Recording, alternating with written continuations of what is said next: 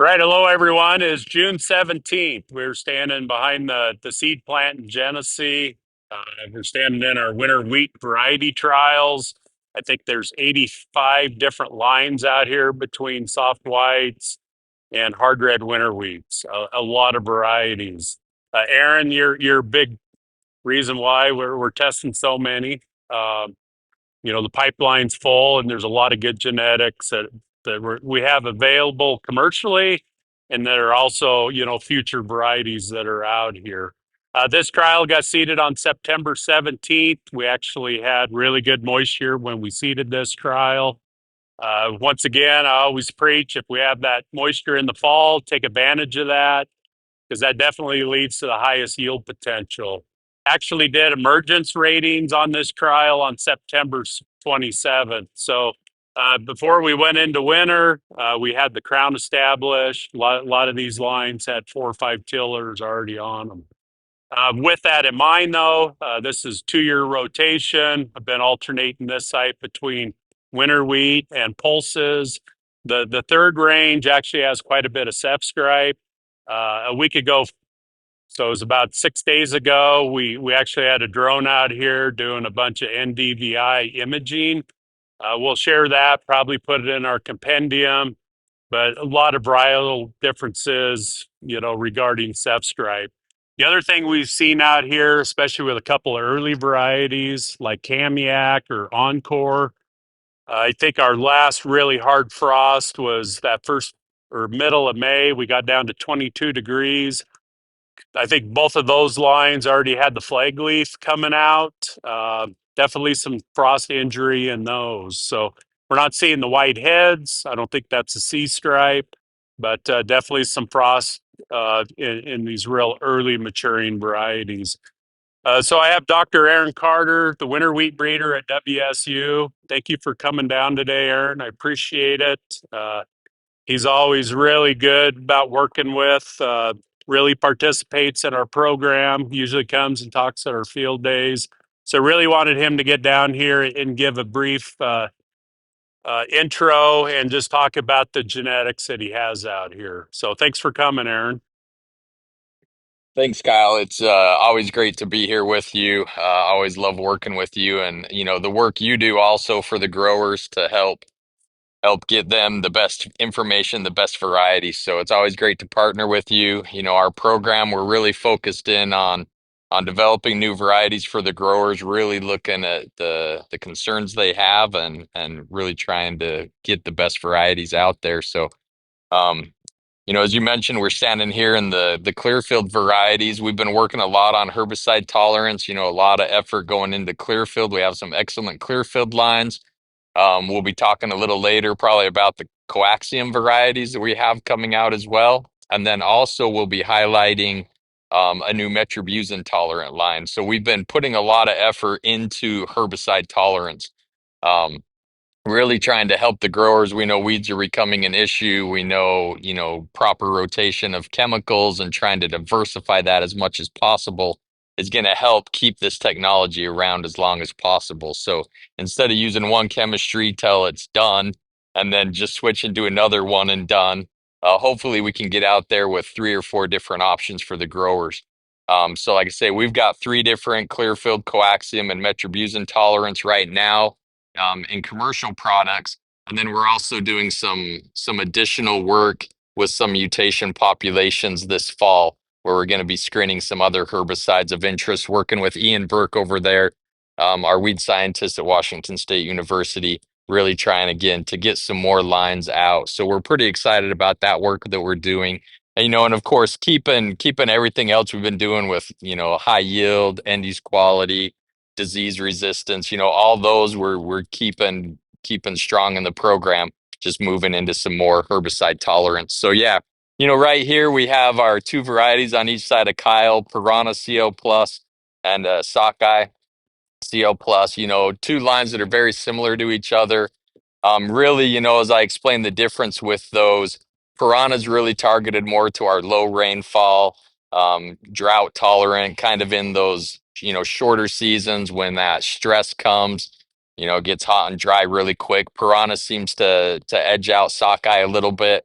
We see sockeye really excel when we've got a little bit of longer season. So kind of over here in North Idaho, Eastern Whitman County, we usually see sockeye beating out piranha for yield. Otherwise, they're both very similar as far as cold tolerance, stripe rust package with them, disease resistance. They're very similar, but a lot of it is with sockeye over here in this. We've really seen a high yield potential in those situations. Right, the one little knock on it is it is a little tall. Um, and so, that kind of complements well with the variety over here, Stingray, that was released 3 or 4 years previous to sockeye. But you'll see it's got that shorter plant stature. It maintains, again, a really good yield. The one thing we like about Stingray also is it's got pretty good ceph stripe tolerance with it. So very good stripe rust. We add in there some ceph stripe resistance, which is important on some of our recrop ground. So kind of putting these two together, think give a lot of options. Sockeye really pushing high yield, excellent disease. Stingray, kind of protects you against a lot of different disease options. So as we were talking about this and looking, I always say you're the king of blends, and love to do blends. So the PNW Mariner blend over there is the combination of sockeye and Stingray. And I think those two just really complement each other very well.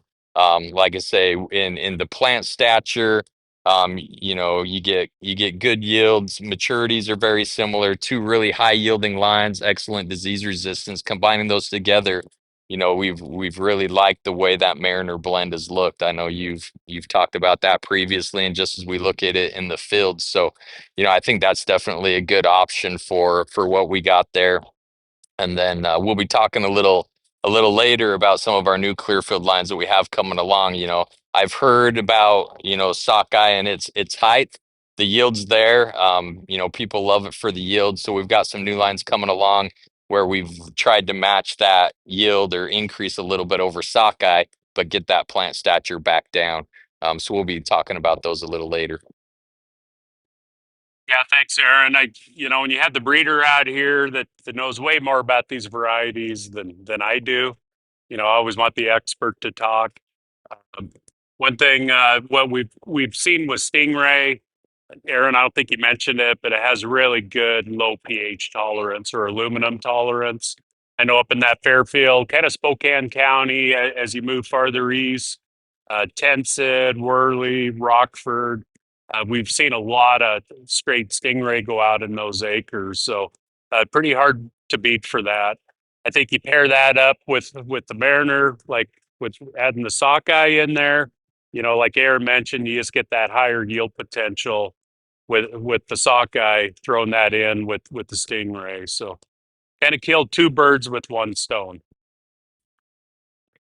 So here, Kyle, you're standing next to a couple of our new experimental Clearfield lines. So these are the two I was talking about. We tried to get that height down from where sockeye was, but really keep that high yield potential and adaptability.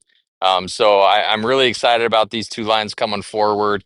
Kind of seeing how they are. They both have very different plant type associated with them, but have been doing well in our trials. So we've got them in Idaho and Washington variety testing trials, and of course out here with you at your location. So really excited to see where these go. Very similar to what we get in our program: good stripe rust resistance, eye spot foot rot resistance. High end use quality, just good cold tolerance. Really that whole package that we got there. Just like I say, we tried to bring the height down a little bit on them. Good spring vigor with them. So really excited to see how those two doing the trials and kind of seeing which one of those two battle it out this year for the winner. Um, I was talking about moving into metribuzin tolerance. So this is our new line. Rydrick was just released last year. I know you got some increases on it for seed production. So really excited about this line and what it can do for our weed control out here. Just moving into a new method of control. So metrobuzin's been around since the late 70s, right? It's not necessarily a new chemistry. It's been approved for wheat, but we know it injures wheat quite a bit. And so actually, when you look at the old labels, it lists varieties that were tolerant. And as we started looking at them, We saw lines like Hill 81 and Dawes and Hiller and a lot of older P&W material. So it got us thinking of maybe that's still in our material. So we took about 500 lines from our breeding program and just kind of screened them to see what might be tolerant. And we're able to find Rydrick from some old lines that we were able to do some reselection and really increase the tolerance level. So we got Rydrick here. Rydrick's kind of in a Madsen type background. It's going to perform very similar to Madsen. Um, very strong stripe rust resistance. It's got the eye spot foot rot resistance with it as well. Good end use quality, good cold tolerance with it. So we're really excited about what this can do. When we've been screening it, we did 4 years of screening with Ian Burke in the weed science program on this, where he had it at multiple locations, screening it at 3, 6, 9, and 12 ounces. I'm really trying to make sure we've got the good tolerance and in all that data we've seen going up to that maximum label rate, we still see really good tolerance to metribuzin, even up at that 12-ounce label rate. And don't see much of a yield reduction with that either, where some of our susceptible varieties in checks, we were seeing, a 50 or 60% yield decrease with those. So we're really excited about this. We've had it, we put a little bit out on our research farm over at the Cook Agronomy Farm, just to kind of see how it would do over some more, bigger acres in a commercial production system. Just because, we only get these little looks at it at a plot level. And it did a fabulous control, especially on Italian ryegrass over there, where we've got a lot of Italian ryegrass on the Cook farm, and really has been able to help us, in rotation with other things, with our legumes, with our canola. Really looking at this as that additional tool to start rotating. Not again moving solely to metribuzin. But start putting it more in your rotation at some higher rates where it'll actually control the weeds, and then keep doing all the other cultural and crop rotation that you can do. And as we continue to look at this line and its performance, we're getting a lot of interest on it on how it can be used in rotation. And again, I think as we begin to bring this in, we've got our coaxium lines over here, which we love. The coaxium, it does really good at controlling weeds, but we know that chemistry is not necessarily new to the Pacific Northwest. We've already been using it in some of our legumes. We already know there's some weeds that are resistant already in our cropping systems. And so, if we rely solely just on the coaxium technology for the next 5 or 6 years, pretty quickly we're not going to be able to use that either. So that's kind of why we're hoping, if we can use, metribuzin to clean it up 1 year and then come in with a coaxium to clean it up and then back to, start doing these rotations of these. Hopefully we'll be able to keep all these technologies in rotation longer, instead of just, like I said before, using a one and done type of technology. Use it till we can't use it anymore. So just to switch to coaxium, a lot of people are familiar with that technology. Nova AX is our first release in a soft white background. I guess I should mention Rydrick is also in a soft white background. But yeah, Nova in a soft white background. It's our first release. Again, it's a fairly broadly adapted variety. I always tell people we had the chore of taking a Colorado hard red winter line and making it look like a Washington soft white winter line. So we did pretty good with that, I think. We've got the yield potential there, very broadly adapted. Again, brought in a lot of cold tolerance back with that. A lot of the end use quality traits that we need. It's got very high end use quality with it.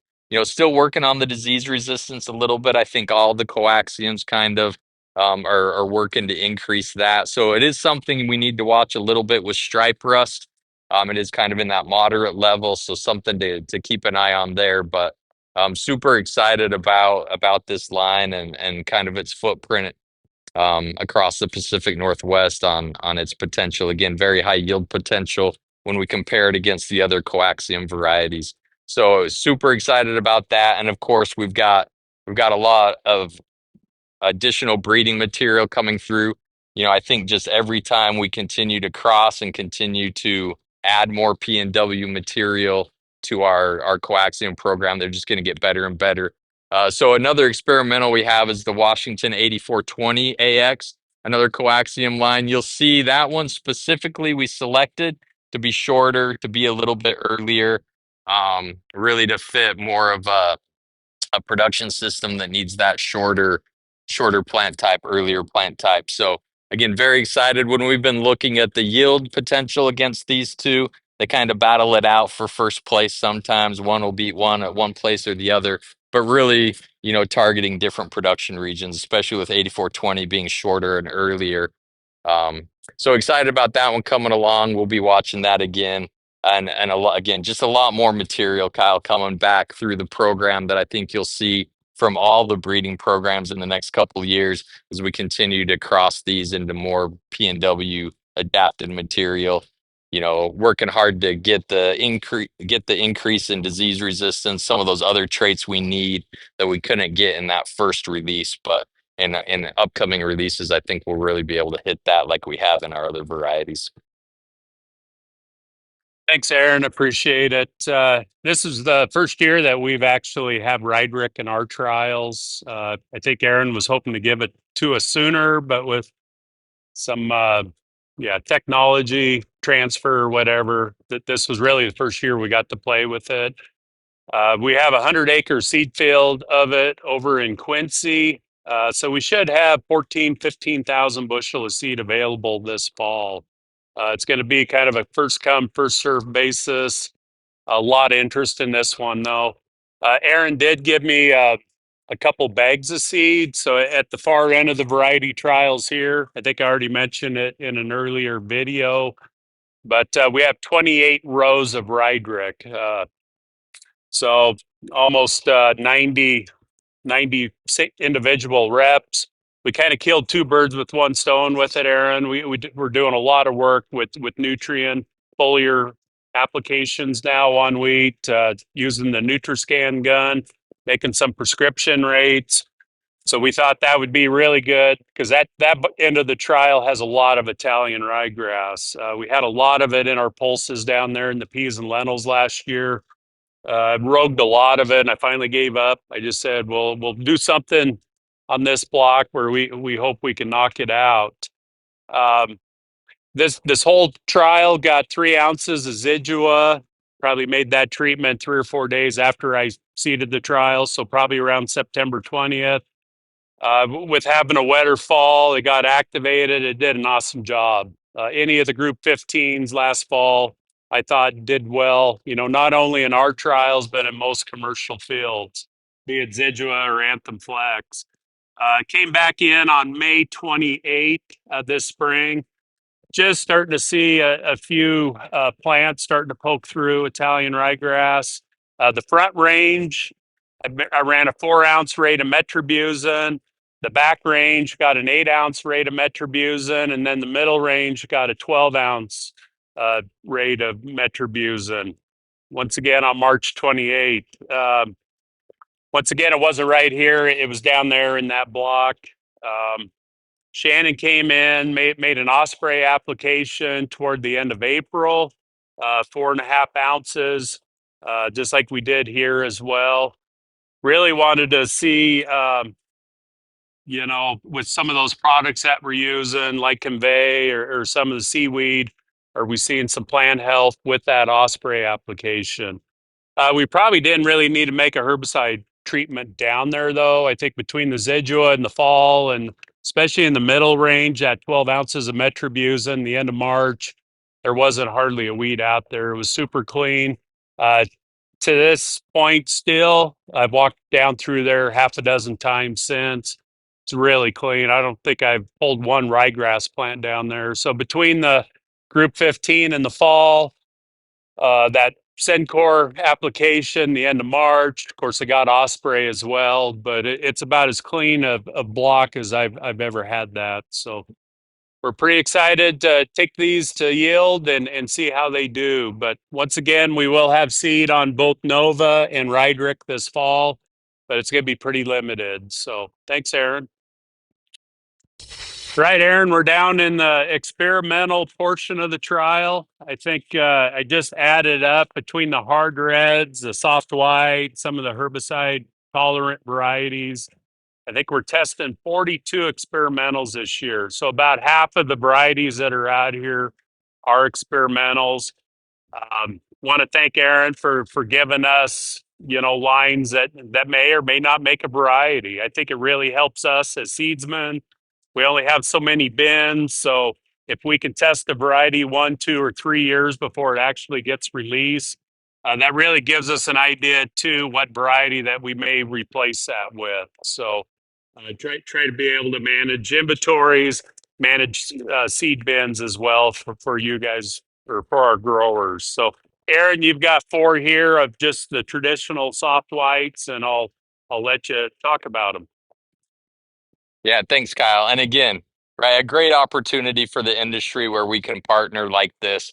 You know, a number of years ago, you probably wouldn't have seen this. I know when I started 16 years ago, we weren't seeing this. So I think, it just shows how we've moved as an industry to really try and get the seed companies, genetics, get a look at them so that we can get the varieties the growers need to market quicker, to really help their production, their system, their bottom line. So yeah, four lines we've got here.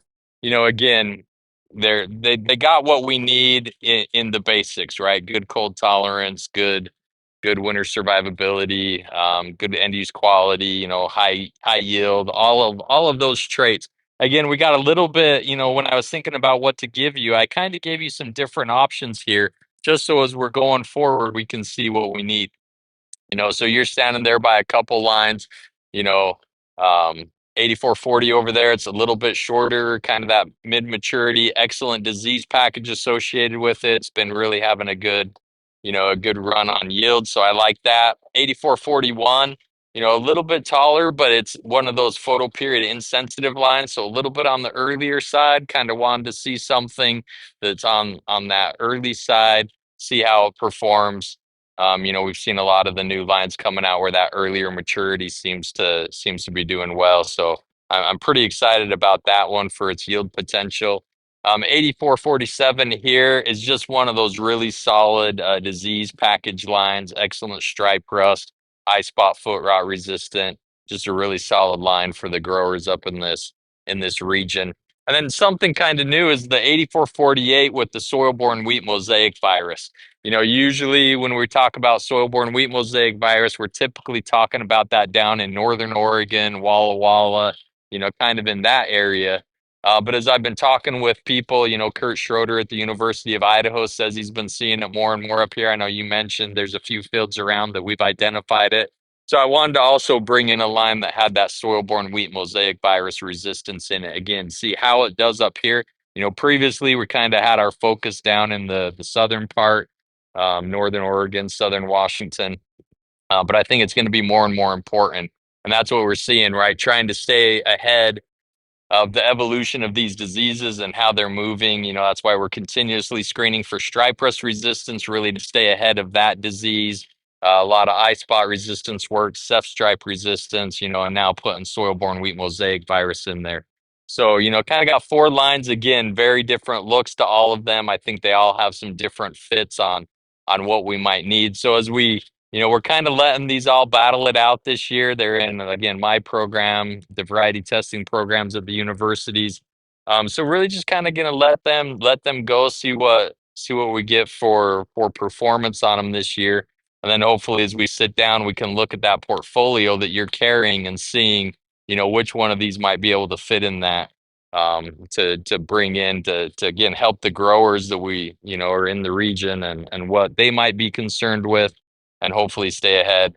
But that's kind of why we've got kind of some diversity in here, is looking at kind of all those different traits and what we might need, while again maintaining all the standards that we need for quality, yield, and cold tolerance and all of that. So pretty excited. Again, thanks for allowing us to test these. I know it's a lot of work for you to put these out, but ultimately helping the grower, and that's going to continue to be our focus as well with the breeding program, is trying to develop those superior genetics. You'll start seeing a lot of these traits being combined now, as we've got good germplasm. So So hopefully we can start incorporating a lot of these traits into one variety for the farmer.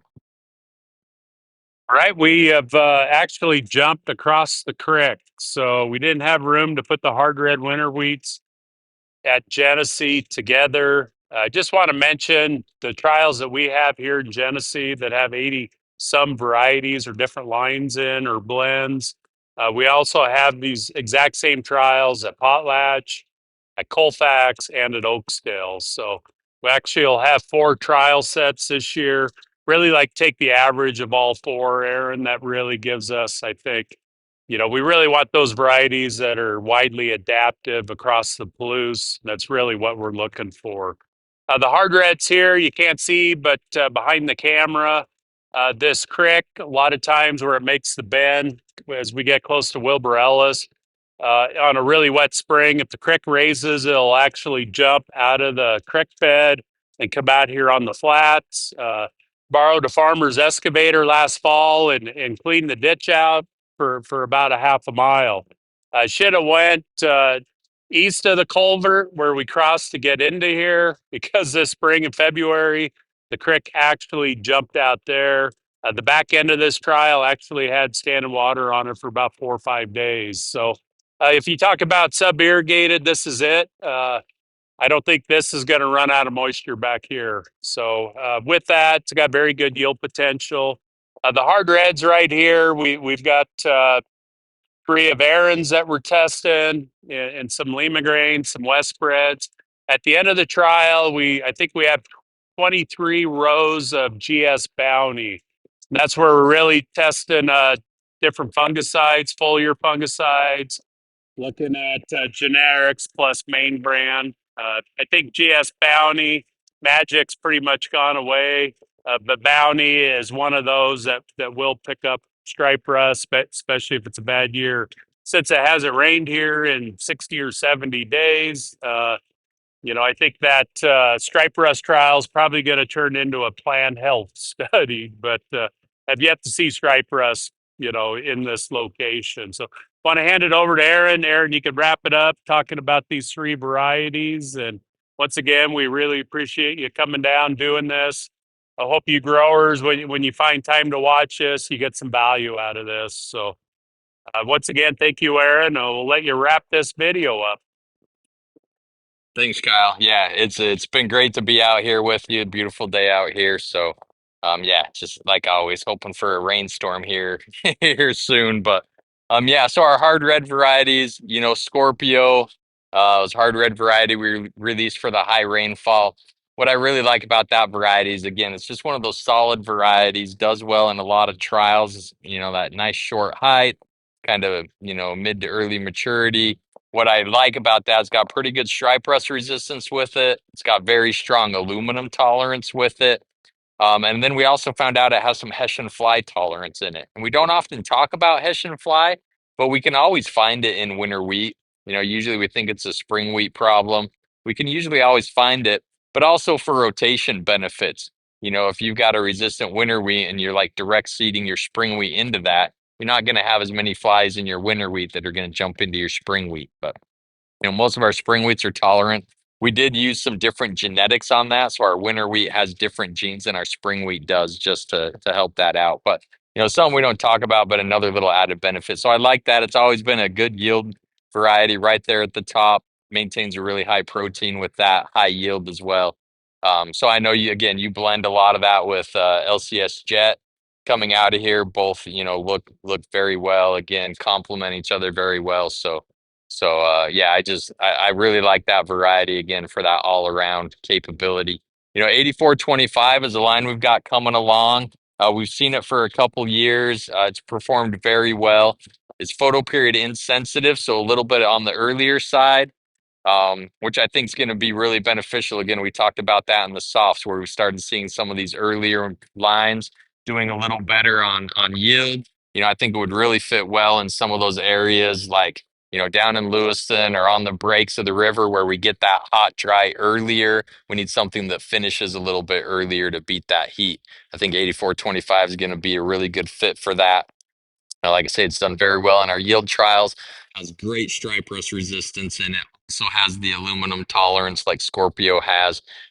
So pretty broadly adapted. We've also seen it perform very well under irrigation.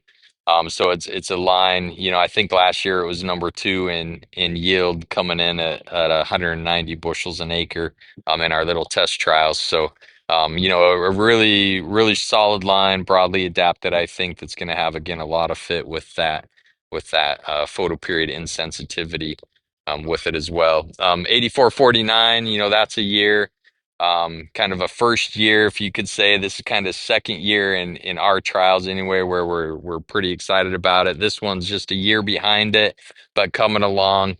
I like it again. It's got that good aluminum tolerance, good stripe rust resistance with it. Really just kind of looking at these two. Um, as they're coming forward. But 8425 is probably the one that we're looking at closest for release, given it another year to look at performance wise. And then hopefully, we've got something here that's going to be beneficial to those choosing to grow hard red that we can roll out. And replace some of our older genetics with some newer ones with better yields. So pretty excited about all those.